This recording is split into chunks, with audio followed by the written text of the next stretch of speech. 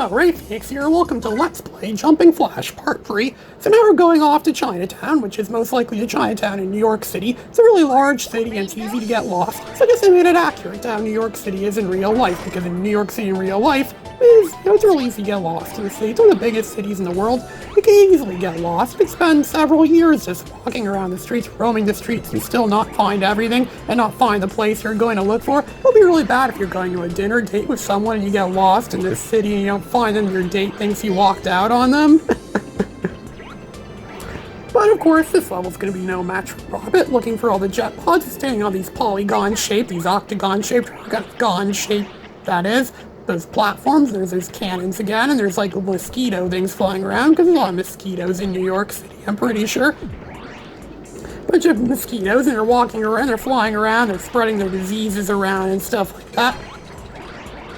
And we can also jump on them too to help us get to this. Is like a very Daredevil move where you can jump on them and they break, and we can jump to another one and they break. So we can I've seen Sonic games do similar things where you jump on enemies and you jump off them so you can land on something else. I'm pretty sure I've seen Mario games do stuff like that too. Looks like Jumping Flash is trying to do something very similar to that, but in first person. Construction everywhere. There's always construction going on in New York City. Construction people are people I don't really have much respect for. A lot of them seem to be jerks and just like to push people around and stuff like that, just so they can build useless projects, because they're in it solely for the money. Like a lot of the people that work in the restaurant business, a lot of people get jobs working at minimum wage jobs, working at restaurants.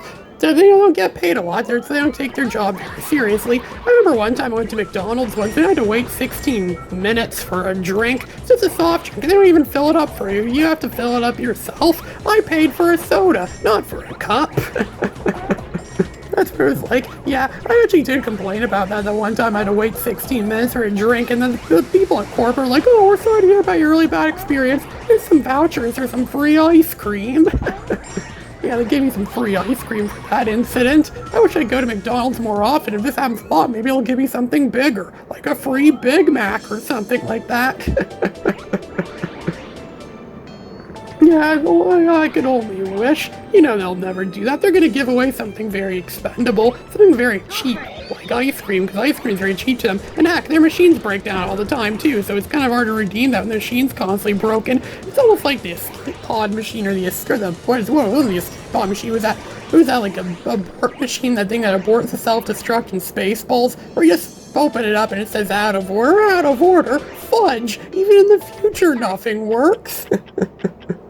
Well, this game is in the future, and everything here seems to, work perfectly fine. Sometimes works a little too well. Like those enemies, those jackhammering enemies, they kind of vaguely resemble tools from Mega Man a little bit, because they're wearing those hard hats on there. It makes them I think actually are some of the most, strongest enemies in the game. Because it takes thousands and thousands of shots just to do any real damage. And if you jump on them, good luck jumping on them. They're hard to attack them very well, a little too well. They're they're almost indestructible. They might as well be indestructible. There's no real point in just standing there jumping on them. You don't even get extra points for it, I don't think. Even if you did, what would it matter? Your score is mostly redundant in this game. There's no real reason to get a really high score in this game. It's not like anyone cares if you get a big score in Jumping Flash. Hey kids, I got a really big score in Jumping Flash. Yeah, no one really cares. They just care about achievements you get in your, achievements and trophies. Do they still have those in the modern systems? I don't know. I have no idea. I don't know, I don't play modern games anymore, and I don't have any modern systems anymore, so I honestly have no idea about that. This is a mosquito thing got us. I don't know, whatever that bug is supposed to be. I don't know, maybe it's some sort of weird bug that only exists in New York City, or some sort of bug that only seems to hang out in Chinatown. They didn't want to make Chinatown so accurate. They took bugs from China and brought them into Chinatown to make it feel even more like in China. Yeah, because all those bugs and mosquitoes around. They're probably bringing Chinese diseases around, and possibly yellow fever and other stuff like that. It's gonna be some way for China to secretly take over the world. Speaking of China taking over the world, it's vague. That was just that was vaguely mentioned in a novel I just read. I just recently finished my novel, The Man-Child. Well, it's not completely finished. I'm just giving it to test readers right now so people could read the novel and they could give me feedback on it so I can know what to do for the final draft and the book finally gets published. I hope the book gets published later this year or so. I would love for that to happen. I think it's going to be a really good book, The Man-Child. It's a fantasized retelling of the life and times of Chris Chan. It's a book about a man-child. I think it'll be a great book. I have plans for a lot of other novels, too. Yes, you could say I have a lot of novel ideas.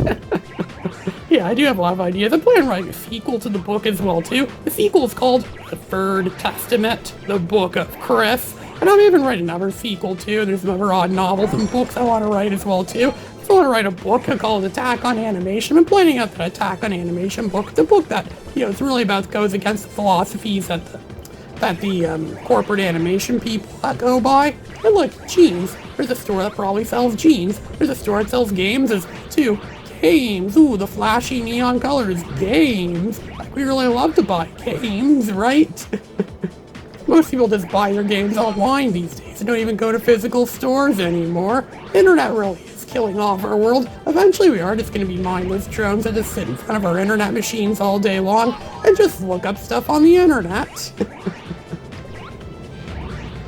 So there's that blimp thing in the center. And every time we saw a blimp that mentioned, well, this blimp doesn't actually mention Baron Aloha. I just feel like there's like a screen on the floor for some reason. It shows him spinning around. I don't know what that's supposed to be. Is it like a propaganda ad for him? Does he use Baron Aloha spreading propaganda? And I'm pretty sure there's some propaganda posters in this level for Baron Aloha. Like, vote Baron Aloha. Not that anyone cares. Even if people don't vote for him, he's still going to take over the world anyways by ripping it apart. So it doesn't matter. He's a baron as well, too. He's like royalty. He's like German. He's supposed to be German royalty from the royal family of Germany or something like that.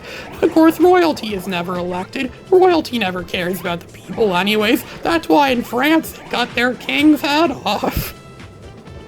Because that's what happens when you're a king and you go against your people. You get your head sliced off like the king of France and his wife, Marie Antoinette. There's this fire things flying from the sky. What are those supposed to be? Do people cook things in the sky or something like that? I don't know. It's under a blue flame as well, too, which really would do a lot of damage. I think Robin is somewhat fire resistant. Then again, he's not completely fire resistant. It does do a lot of damage. It probably melts his circuits or things like that. I don't know. How strong is Robin anyways? How does it compare? If you ran the tanker truck, and what would you do against a tanker truck? You would never know, because tanker trucks don't exist in this game. And so now we've cleared out those levels. Now we actually got through pretty good. We didn't get lost at all, actually, which is actually, really good for Robin being stuck in New York City, lost in the good old New York City. So now we're going to fight another boss, and all the bosses in this game are pretty much shown as just Moo standing there implying that we're fighting against Moo. We're going to be killing off Baron Aloha's Moo, and now we're actually fighting against a Transformer. I know I called other bosses in this game Transformer, but this time I actually mean it. This really is a transforming robot. A robot that can transform into several different things. Like, look, now it's like a cube. It's some sort of cubed octopus thing, or some sort of, like, squid thing, or whatever the hell that's supposed to be. I don't know. I don't know what that's supposed to be. It looks like something that, could be used in a scary show that could air on TV or something like that. I don't know. No, but then again, it does go into, like, the static, like the, like the remains of the Big Bang when there's static on the screen. Most people nowadays probably aren't going to know what that is anymore because a lot of people don't use analog signals anymore. Probably is getting them through like TV signals that use analog. I don't know, maybe analog will make a comeback someday in the future. I know in Star Trek The Next Generation they use analog signals, which explains why their view screens often go staticky a lot of the time. So this boss, is a wuss again, just like all the bosses in this game. All the bosses in this game are wusses. And the sky's starting to look kind of purple. I wonder if that's from Baron Aloha keeping this in space. Even though these are places on Earth, technically in space, because they're going to the different places that you ripped away from Earth. So they're technically in space. So who knows what that could do to the different land masses or whatever it was you ripped out. They're theoretically not even be sky anymore, because, or unless it's an artificial sky, maybe you made some sort of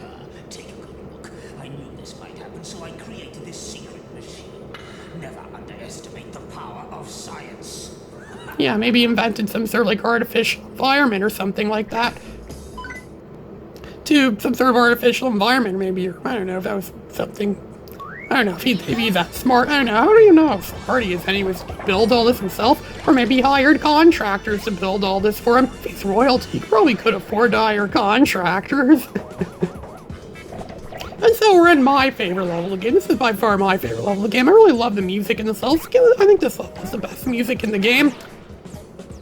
And it's like some sort of futuristic theme park or a futuristic stadium, or it's supposed to be some sort of stadium. Like we're in the front of some kind of stadium, but the only way you can really get in here is if you jump on all these conveniently placed platforms that are lying everywhere. And see, now this level actually looks like space. I can tell we're supposed to be in space somewhere. We're like far above Earth or something like that. It's probably Earth below or something like that, or some land mass below. We fall down there, we're dead, obviously, because Robert can't survive re-entry.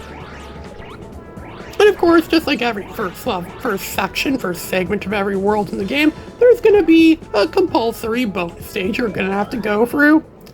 And we don't have any special weapons to help us this time. We just have our standard magical arrows or magic arrow weapons. That's all we have to destroy things. Oh look, we just got something. Oh good, we got a Roman candle. I wonder why those things are called Roman candles. Those are nothing like Roman candles in real life. Roman candles in real life don't really send out beams. What are those anyways, like beams of energy or something like that? Maybe it's just some funny name that came. Same with cherry bombs. Okay, cherry bombs are a bit more true to how cherry bombs are in real life, because cherry bombs actually do explode. You put them in water, they get heavy, and they explode. I remember coming across when I was swimming once in 2007, when someone put a cherry bomb thing. Oh, I thought it was a cherry bomb, it actually wasn't. The swimming pool, and there's also twisters in this game. Yeah, sounds like Fat Bastard from Austin Powers, his favorite like movie, I think, one of his favorite movies, Twister, and he twists you around. I heard Twister was one of the first movies to get, was probably the first or one of the first movies to get released on DVD. DVD was once really cool, movie format, but now it's a thing of the past. I didn't even know DVDs still exist sometimes. If you're like me and you go to the places that I go to, you don't even think DVDs ever existed. It's like they completely disappeared without a trace. And so now the first segment of this level is done, and now this is the last regular segment in the first main section of the game. Now we're going after two bosses. That's we're going to have to be fighting against two bosses. We're going to a stadium next. We're going to have to fight against, we'll see where we're going to be fighting against.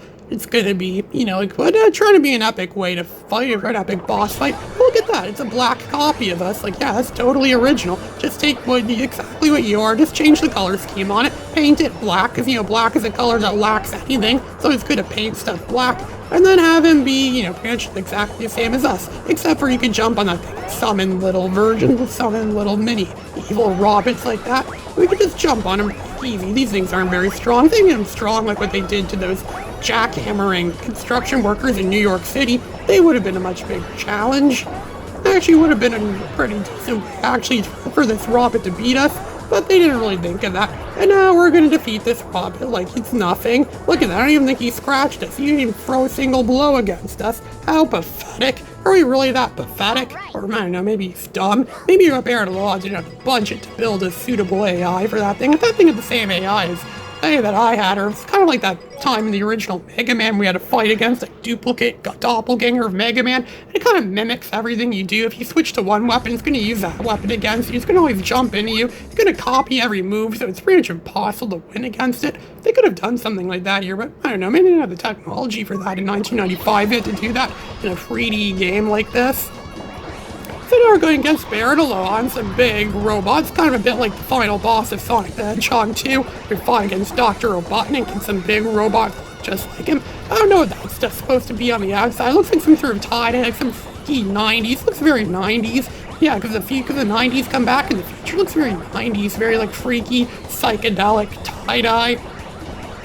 It's like constantly spinning around and rotating us and flipping us around while we're here fighting Baron Aloha. I'm not taking a single scratch of damage against him. I already got half of his health gone. And look at that, I got more than half of his health now. He's just running around from. It's not even doing anything. He knows he doesn't have anything really seriously. Oh look, he's gonna try to do something. He's gonna send stuff out of his chest. It's supposed to be. Now he's like a freaking wind-up toy now. It's shooting stuff out of his monocle. Is that what his monocle? Is that the reason why he wears a monocle? I never understood why people wear monocles. Is this because they have like bad vision in one eye or something like that? Or maybe it hides something, like a secret weapon. And look at that, he scratched us. Yeah, so much for a scratch-free run. So long, scratch-free run of the last two bosses of this game, because we just got scratched. This level also has some of the most epic music in the game as well, too. We're just running around right now, just shooting at him. He's shooting at us. It's like blasting him. I'm trying to blast them, and I blast him. Blast him. This is why I'm really looking at that. He only has a few slivers of health. A nice big spinning top of a shield around him. If you go anywhere near that shield, you're gonna get horribly damaged. So it's best you stay away from him and just keep firing magic arrows. Nothing they could possibly have done to make this fight harder. If they had the time limit, because every level is time limited, if they had the time limit a lot smaller and run out of time, they actually did that in the second game. It actually made the final boss a lot more challenging. It's funny how you can just change a simple thing like that, and the final boss is suddenly a lot more difficult. And so we destroyed the first half of this game, just the regular world. You only damaged my base slightly. Prepare yourself, Robert. Now my minions are really ready for you. I, Baron Aloha, am invincible! You ain't done yet. Yeah, we ain't done yet. Moomoo's telling us that we're not done yet, because he's right, we're not done yet. We still have 6 more worlds to do in this game, just like in Ghosts and Goblins, where we have to do the whole game again, but it's more challenging this time around. This is Ray Phoenix, signing out.